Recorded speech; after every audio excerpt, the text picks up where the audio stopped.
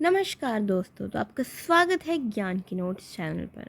तो मैं आ गई हूँ एक नई वीडियो के साथ। तो आज की वीडियो में हम डिस्कस करेंगे मैस्लो की थ्योरी। मैस्लो ने एक हायरार्की ऑफ नीड्स थ्योरी दी थी। तो वीडियो को आगे बढ़ाने से पहले प्लीज़ इस चैनल को सब्सक्राइब करना, और आपको पता है कि किन लोगों को इसकी ज़रूरत है, इन वीडियोस की ज़रूरत है, कौन साइकोलॉजी पढ़ रहा है, तो उनके पास शेयर करना। ये वीडियोस आपकी बीए, एमए, बीएड और नेट एग्ज़ाम में बहुत हेल्प करेंगी। इनफैक्ट यूपीएससी से भी काफ़ी सारे क्वेश्चंस आते हैं related to these theories. Anyways, तो अभी हम करते हैं वीडियो को स्टार्ट।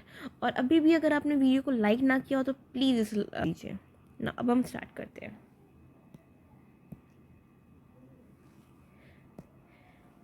मैस्लो ने हायरार्की ऑफ नीड्स थ्योरी दी थी। अब सबसे पहले तो हम कोई भी थ्योरी जब आप स्टार्ट करें, अगर ये आप 8 मार्क्स का या 16 मार्क्स का क्वेश्चन अटैम्प्ट कर रहे हैं, तो सबसे पहले हम इंट्रोडक्शन देंगे कि जिसने ये थ्योरी दी थी उसका इंट्रोडक्शन। तो सबसे पहले हम मैस्लो का इंट्रोडक्शन।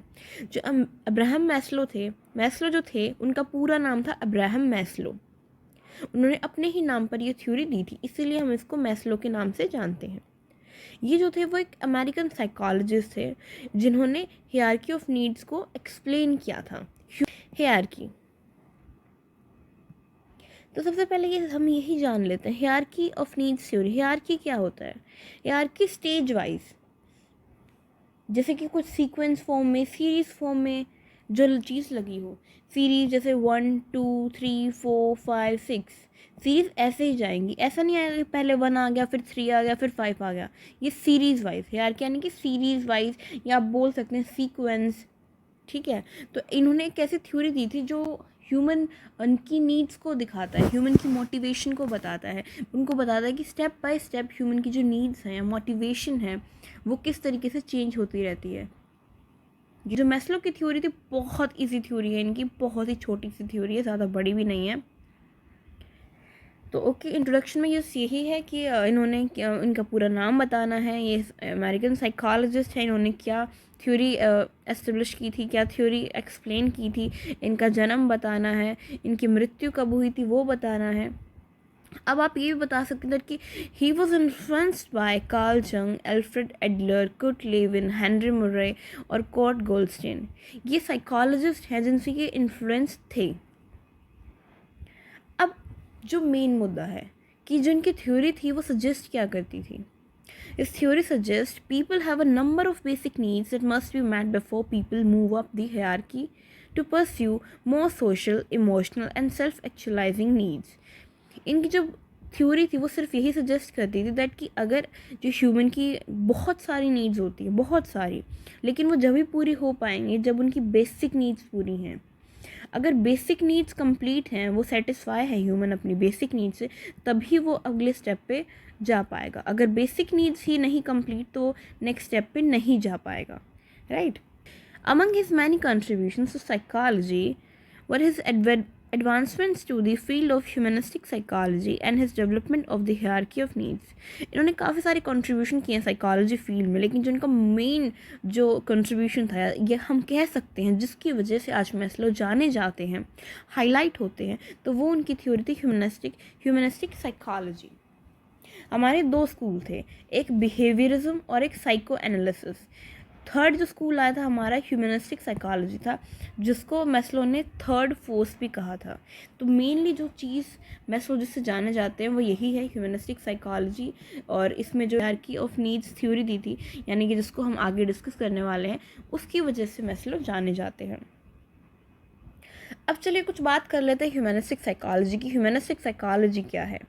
ये ऑब्जेक्टिव फॉर्म में क्वेश्चंस आएंगे तब भी आपकी हेल्प करेंगे जो मैं बता रही हूँ। एंड अगर आप कोई ये पूरी थ्योरी अटेम्प्ट कर रहे हैं तो डेफिनेटली आप इसी तरीके से एक सीरीज़ वाइज चलना, बिकॉज अगर आप सिर्फ एक छोटी सी थ्योरी लिखेंगे तो आपको नंबर नहीं मिलेंगे, क्योंकि 8 नंबर या 16 नंबर का होगा तो आपको क्वेश्चन थोड़ा सा लंबा अटेम्प्ट करना होगा। तो मैंने बेसिक पॉइंट्स जो हैं वो यहाँ लिख रखे हैं।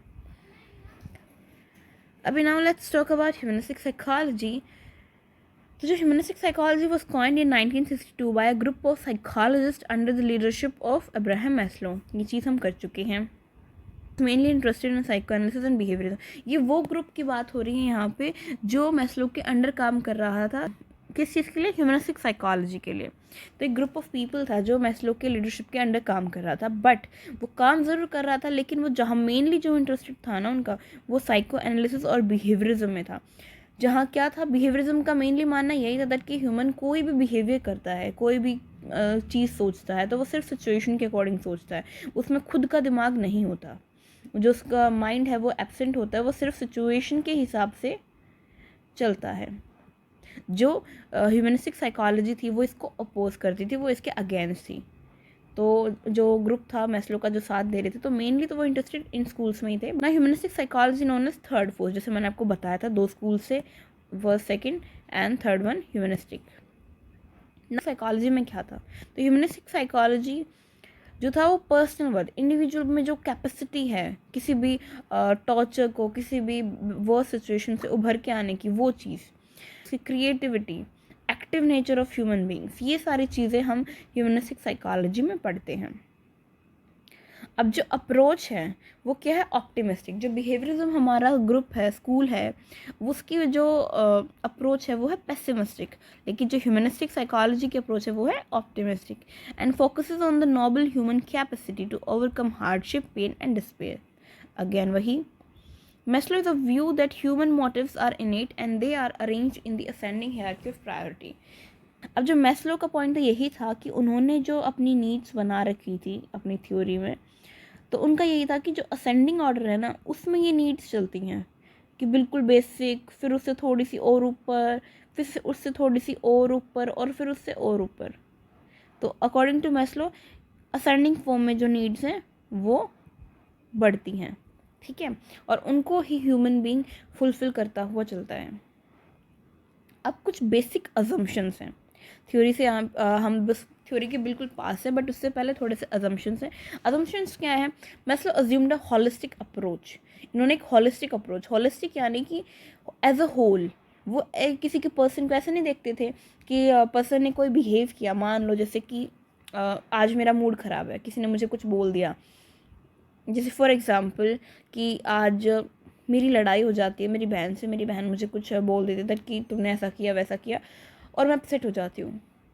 तो मैस्लो के अकॉर्डिंग ये चीज़ गलत है। आप सिर्फ उस चीज़ पे फोकस मत कीजिए कि किसी ने आपको कुछ बोला है और वो उसका मूड ख़राब है, तो साइकोलॉजिस्ट को सिर्फ उस चीज़ पे फोकस नहीं करना चाहिए। साइकोलॉजिस्ट को उसकी पूरी हिस्ट्री देखनी चाहिए कि वो शुरुआती उसका बचपन कैसा था, वो कितना ज़्यादा रेजिलेंस है उनमें, मतलब कि जो डिफ़िकल्ट सिचुएशन से कितनी जल्दी या कितनी आसानी से वो उभर कर आ पाती हैं, उनकी बहन का उनका रिलेशनशिप कैसा है, वो किस तरीके से आर्ग्यूमेंट्स करते हैं।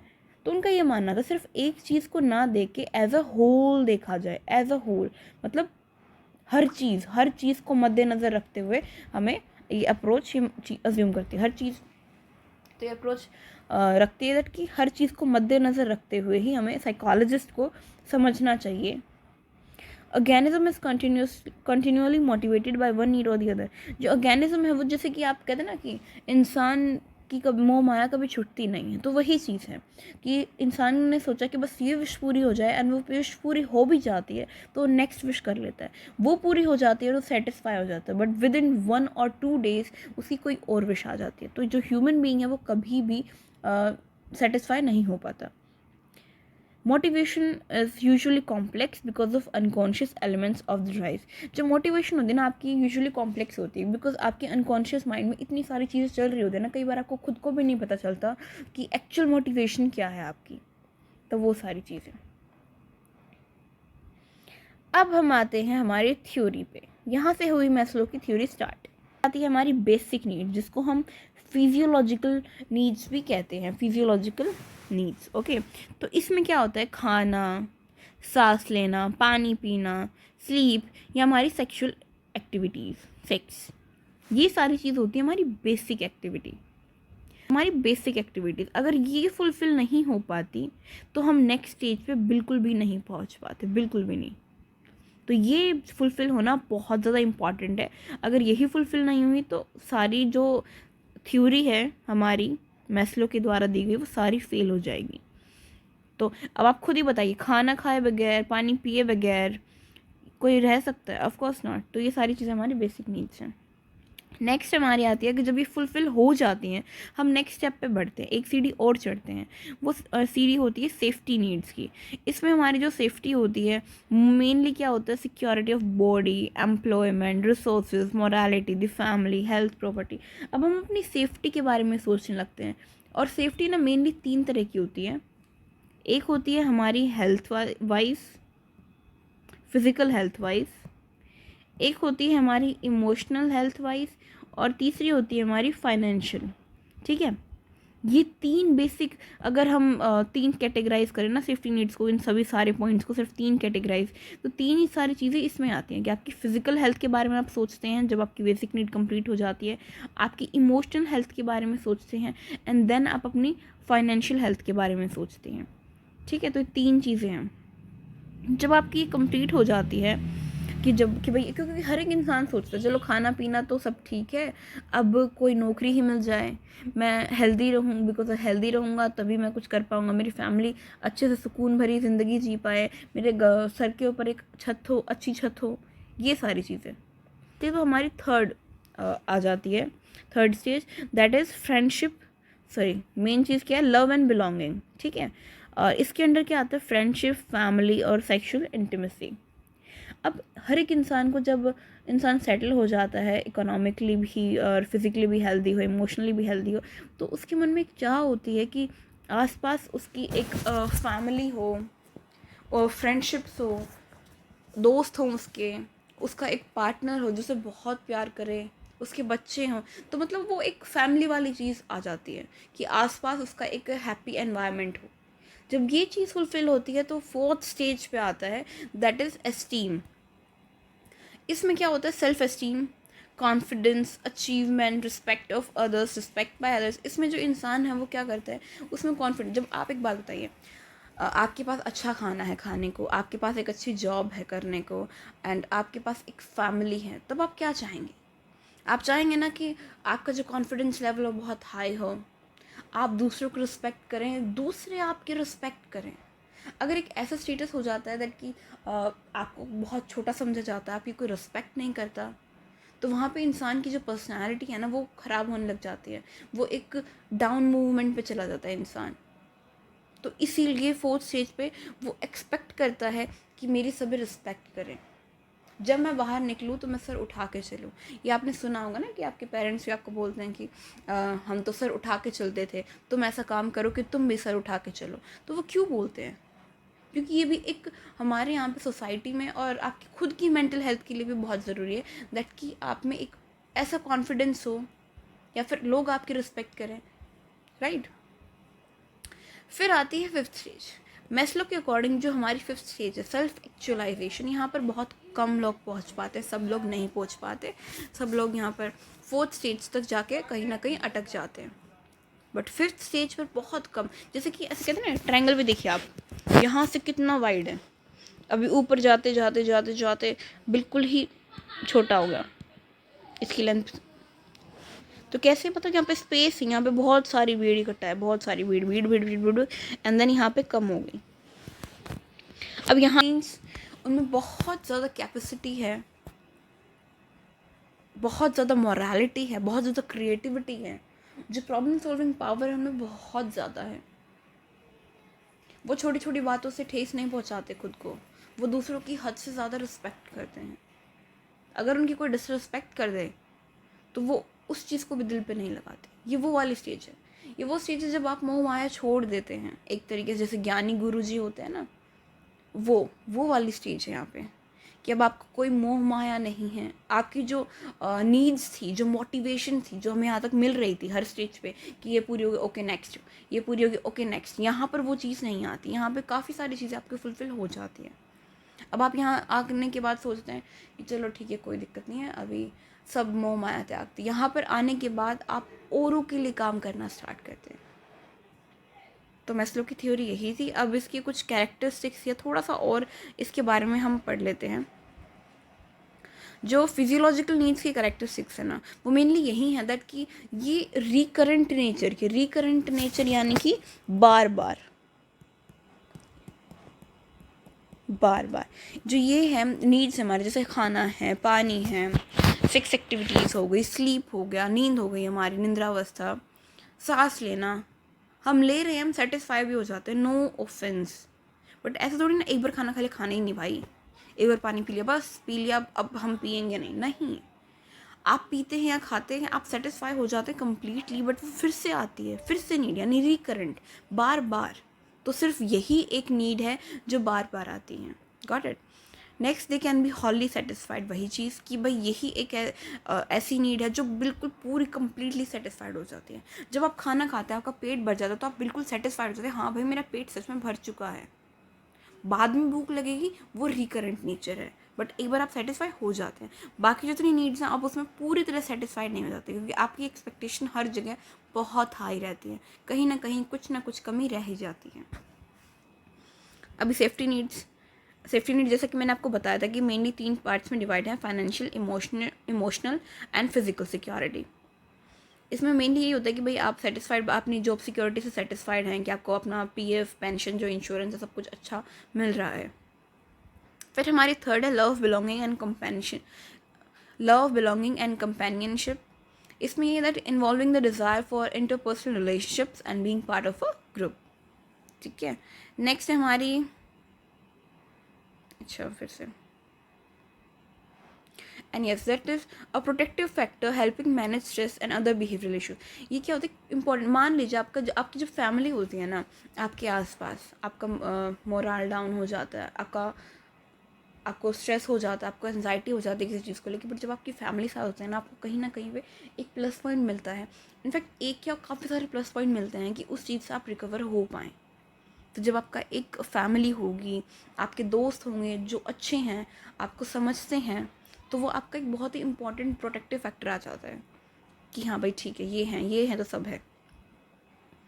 फिर सेल्फ एस्टीम। अब मैस्लो ने जो सेल्फ एस्टीम है ना, इनको 2 कैटेगरीज में डिवाइड किया है। एक तो होती है एस्टीम फॉर वन सेल्फ, मतलब खुद के लिए, आपकी खुद की डिग्निटी, आपकी खुद की अचीवमेंट्स कितनी है, मास्टरी किस में है, आपकी इंडिपेंडेंस है या नहीं। एक होता है कि किसी के नीचे काम करना और वो आपको बिल्कुल दबा के रखता हो, फैमिली में भी आप दब जाते हैं और वहाँ पे भी, तो वो आती है दिक्कत। बट एक होता है आप इंडिपेंडेंट है, कि आप अपनी मर्ज़ी के मालिक खुद हैं, वो वाली चीज़ आपके अंदर होनी चाहिए। द डिज़ायर फॉर रेपुटेशन और रिस्पेक्ट फ्रॉम अदर्स। अभी होती है कि एक डिज़ायर होती है कि और मेरी रिस्पेक्ट करें और लोग, कि आपका स्टेटस कैसा है। ये 2 चीज़ें यही होंगी, आपका स्टेटस और प्रेस्टाइज, ये 2 चीज़ें जो आपकी डिपेंड करती है, इसके अंडर आते हैं कि रिस्पेक्ट फ्रॉम अदर्स। क्योंकि हमारी next and the last self actualisation stage. अब इसकी कुछ कैरेक्टरिस्टिक्स हम कर लेते हैं। Self actualise people are realistic. जो सेल्फ एक्चुअलाइज पीपल होते हैं ना, बिल्कुल रियलिस्टिक होते हैं, वो दिखावा नहीं करते। बाकी जो 4 स्टेज हैं उनमें कुछ भी किसी भी तरीके का कुछ भी दिखावा हो सकता है कि मैं ऐसा हूँ, बट एक्चुअल में वो नहीं होते। बट अगर कोई इस स्टेज तक पहुँच गया है ना, वो डेफिनेटली वो एक रियली बंदा होगा। वो इंडिपेंडेंट होते हैं, ट्रू। दे वैल्यू प्रिवेसी। अब जो यहाँ पे आने के बाद वो प्रिवेसी ज़्यादा प्रायोरिटाइज़ करते हैं खुद के लिए, वो ज़्यादा घुल मिल के रहना पसंद नहीं करते। जैसे कि थर्ड स्टेज थी हमारी लव एंड बिलोंगिंगनेस, की फैमिली में रहना है, दोस्तों के आसपास, घर वालों के आसपास, अपने पार्टनर के आसपास, ये सारी चीज़ें होती है। बट यहाँ आते आते वो मोहमाया दूर हो जाती है, उनको अब खुद अकेला रहना होता है, खुद के साथ टाइम स्पेंड करना होता है, सेल्फ टॉक होती है वो करनी होती है, और दूसरों के लिए काम। They accept themselves together with all their flaws. अब ये इनमें एक खूबी होती है कि इनमें जितनी भी कमी है ना, वो अपने आप को एक्सेप्ट कर लेते हैं। किसी से कोई बात कर रहे हैं एंड सामने वाला अगर कह रहा है कि आप में कमी है, आप में कमी है, आप में कमी है, तो हम मोस्टली क्या करते हैं, हम डिफेंसिव हो जाते हैं, क्यों भाई मेरे अंदर क्या कमी है। लेकिन यहाँ पे वो चीज़ एक्सेप्ट करते थे कि येस आई अंडरस्टैंड, मैं इस पर काम करूँगा या करूँगी। They prioritise and enjoy the journey, not just the destination. इनमें जो मेन चीज़ होती है ना, ये यही होती है कि डेस्टिनेशन का नहीं है, कि डेस्टिनेशन तो ठीक है चलो एंजॉय करेंगे, वो सुकून वाली फीलिंग होती है कि डेस्टिनेशन पे पहुंच गए, पर इस जर्नी को एंजॉय करते हैं, जो स्ट्रगल ये करते हैं वो इस चीज़ को एंजॉय करते हैं। They feel a sense of accomplishment and pride when they reach there full potential. Of course ये जो एक सेंस ऑफ प्राइड होता है ना, वो फील करते हैं जब ये अपने प्रॉपर फुल पोटेंशियल वाले गोल पर पहुंच जाते हैं। अब हर थ्योरी की कुछ ना कुछ क्रिटिसिज्म्स होती ही हैं, तो डेफिनेटली इसकी भी क्रिटिसिज्म है। इसकी जो मेन क्रिटिसिज्म है वो यही है कि अनसाइंटिफिक अप्रोच है। जो साइकोलॉजी है वो साइंटिफिक अप्रोचेस को पे ही बिलीव करती है, because scientific because psychology is the scientific study of human mind and behaviour, right. तो साइंटिफिक स्टडी है, जब डेफिनेशन में साइंटिफिक स्टडी है, but this theory belongs to unscientific approach. ये एक अनसाइंटिफिक अप्रोच है, इसका कोई भी ऐसा नहीं है कि कोई एक्सपेरिमेंट्स हुए हों किसी पे, ऐसा कुछ नहीं है। बस ऑब्जर्वेशन की है इन्होंने, एंड ऑब्जर्वेशन की बेसिस पे ही अपना आउटपुट दे दिया। use of unreliable samples and specific research methods used to draw conclusion to the study। वही अगेन कि unreliable मतलब सैम्पल्स इन्होंने ऐसे लिए कि जो हम पे completely ट्रस्ट नहीं कर सकते। The needs may not always follow the hierarchy as stated by Maslow। और एक मेन क्रिटिसिज्म ये भी थी दैट कि जैसे कि मैस्लो ने कहा था कि जो हमारी थ्योरीज है वो एक असेंडिंग फॉर्म में चलती हैं, कि पहले बेसिक ही होगी, फिर सेफ्टी ही होगी, फिर लव एंड बिलोंगिंगनेस ही होगी, फिर सेल्फ एस्टीम होगी, and then self actualisation. But reality में ऐसा नहीं होता है। किसी की चलो बेसिक नीड्स तो कंप्लीट है, ठीक है, फर्स्ट होगी, बट ज़रूरी नहीं है सेकंड किसी के लिए जॉब लेना ही हो। अच्छा, तो क्या पता किसी को किसी के लिए प्यार इंपॉर्टेंट हो, फैमिली ज़्यादा इंपॉर्टेंट हो, उनके साथ रहना इंपॉर्टेंट हो, या क्या पता किसी को जॉब मिलने के बाद फैमिली बनाने से ज़्यादा अपना स्टेटस इंपॉर्टेंट हो। होते हैं ना कुछ लोग दैट कि जॉब मिल गई, now they want respect by others. उनको नहीं ज़रूरत अभी फैमिली बनाने की, दोस्त बनाने की, नहीं होते वो ऐसे लोग। उनको चाहिए कि पहले अपना स्टेटस कंप्लीट करें। तो फर्स्ट सेकंड एंड फोर्थ सीधा जंप मारते हैं फोर्थ पे जंप मारने के बाद वो आते हैं थर्ड पे, and then they again fifth पे। तो यही क्रिटिसिज्म था कि ज़रूरी नहीं है भाई कि असेंडिंग फॉर्म में जैसे आपने बनाई है ऐसे ही हम अपनी नीड्स को कंप्लीट करें। वो ऊपर नीचे भी हो सकती हैं, कई बार स्किप भी हो सकती हैं।